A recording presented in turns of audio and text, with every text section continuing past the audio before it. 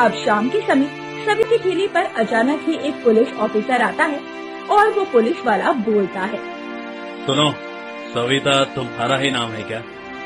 जी inspector साहब, मेरा ही नाम सविता है। बताइए, कोई बात हो गई है क्या? सविता, तुम तो गुपचुप और चाट बेचती हो।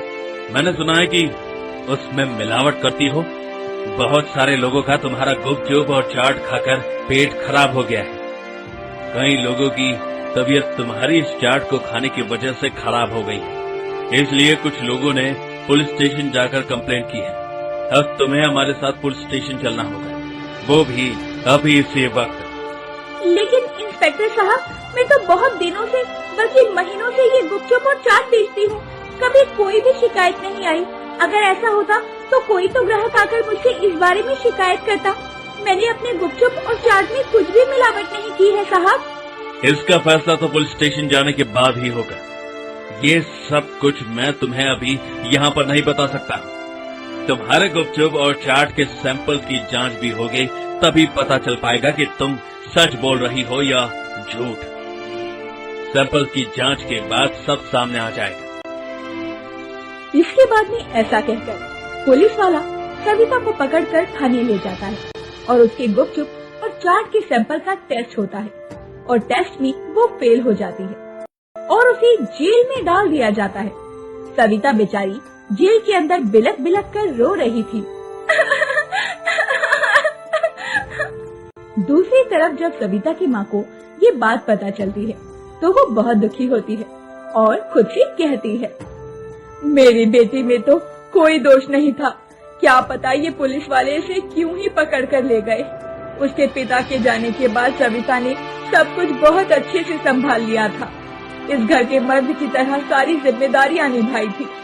लेकिन अब मेरी बच्ची जेल चली गई है। ना जाने घर का खर्चा कैसे चलेगा। निधि बेटा, अब तो तुझे ही दुकान लगाकर घर के खर्चे को संभालना होगा। सविता की जमानत भी करवानी होगी और उसके लिए पैसे भी तो जुटाने हैं। ये क्या कह रही हो माँ? मैं ठेला लगाऊंगी? मुझे तो धूप में काम करने की आदत नहीं है, तो मैं ये काम कैसे कर सकती हूँ? और फिर? क्या बेटा, क्या फिर?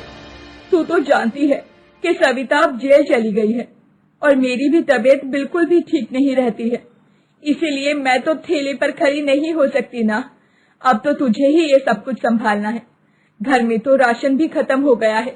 भला हम लोग भूखे प्यासे कब तक इस तरह अपना गुजारा कर पाएंगे।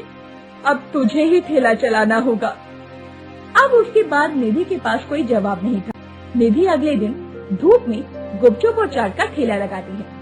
धीरे धीरे दोपहर के पहर के साथ धूप बढ़ती जा रही थी। निधि को बहुत तेज गर्मी लग रही थी। वो बार बार पानी पीकर अपनी प्यास बुझा रही थी। आखिर में निधि को चक्कर आ जाता है और वो गिर पड़ती है। बड़ी मुश्किल से निधि खुद ही लड़खड़ाते हुए अपनी आँख को संभालती है और छाव में जाकर बैठ जाती है। जिसके बाद वो अपने मन में सोचती है, हे भगवान, ये मुझे क्या हो गया? मैंने सिर्फ एक दिन ये ठेला लगाया और मेरी इतनी तबीयत खराब लग रही है कि मुझसे ये काम ही नहीं किया जा रहा। और मेरी बेचारी छोटी बहन हर दिन ठेला लगाकर हम लोगों का खर्चा उठाती थी।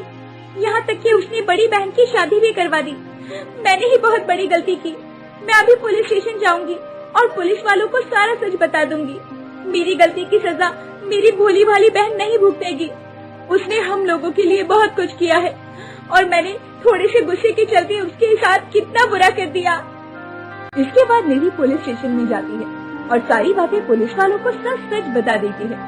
फिर पुलिस वाले उस पर बहुत नाराज भी होते हैं और इंस्पेक्टर निधि को जवाब देता है, अभी तो मैं तुम दोनों बहनों को छोड़ रहा हूँ, लेकिन आज के बाद ऐसा कुछ भी हुआ तो मैं तुम दोनों को अंदर कर दूंगा और उसके बाद कोई भी तुम्हें यहाँ से बाहर नहीं निकाल पाएगा, समझे? अब जाओ यहाँ से और मेरे कानों तक तुम्हारी कोई भी शिकायत नहीं आनी चाहिए। इस बात का खास ख्याल रखना। चलो जाओ।